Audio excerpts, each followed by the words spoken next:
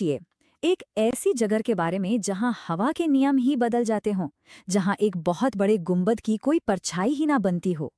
ये कोई कल्पना नहीं, बल्कि एक हकीकत है। क्या कभी ऐसा झंडा देखा है जो हवा के रुख को ही चुनौती दे?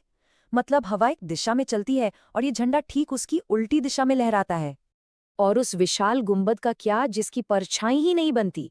जी हाँ, दिन का कोई भी वक्त हो, सूरज कहीं भी हो, उसकी छाया जमीन पर पड़ती ही नहीं है।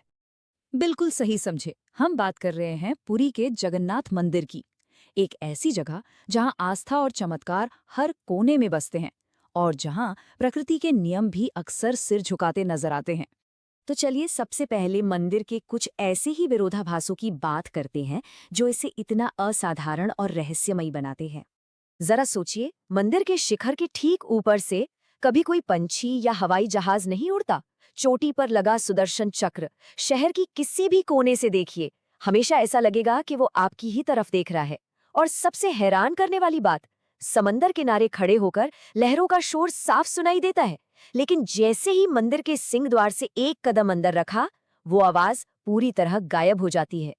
तो इन सब अजूबों के बीच यहाँ पूजे जाने वाले भगवानों का रूप अधूरा क्यों है? इसके पीछे एक बहुत ही दिलचस्प पौराणिक कथा है। चलिए इस कहानी की जड़ तक चलते हैं। ये कहानी शुरू होती है भगवान कृष्ण के अंतिम समय से।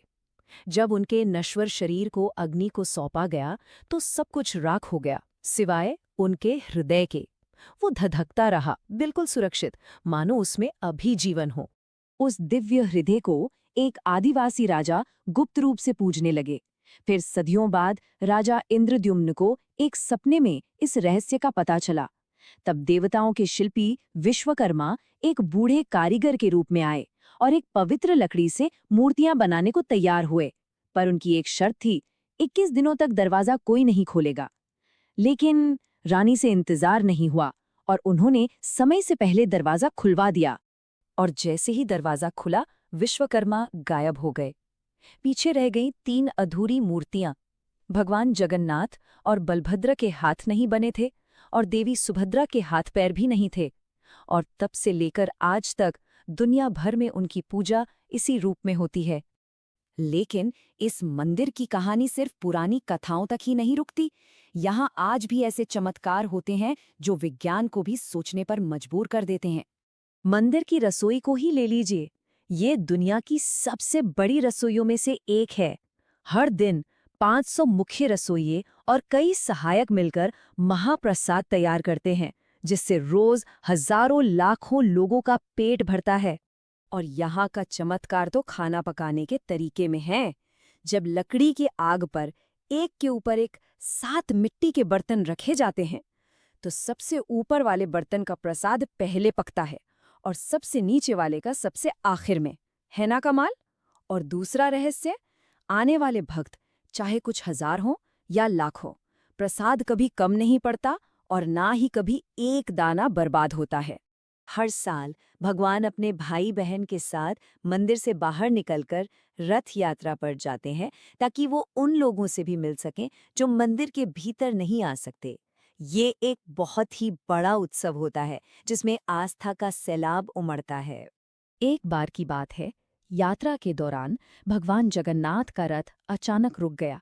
7 दिनों तक कोई उसे 1 इंच भी नहीं हिला सका। कहते हैं भगवान अपने एक बहुत प्यारे भक्त का इंतजार कर रहे थे, एक मुस्लिम कवि सालबेग, जो वृंदावन से पैदल आ रहे थे। जब वो पहुंचे और दर्शन किए, उसके बाद ही रथ आगे बढ़ा। अब हम इस मंदिर के सबसे गहरे, सबसे सुरक्षित रहस्य की ओर बढ़ते हैं। एक ऐसा राज जो इन मूर्तियों के भीतर धड़कता है। तो जरा ध्यान से सुनिएगा। इसे कहते हैं ब्रह्म पदार्थ, यानी परम तत्व। माना जाता है कि ये वही दिव्य वस्तु है, भगवान कृष्ण का वही हृदय जो कभी नहीं जला।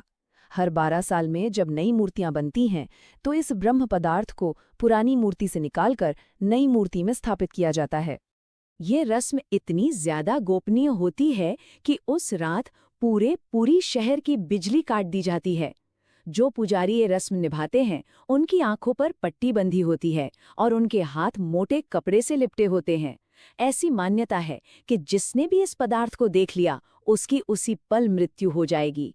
एक पुजारी जिन्होंने ये रस्म निभाई थी, उन्होंने अपना अनुभव कुछ इस तरह बताया, जो सुनकर रोंगटे खड़े हो जाते हैं।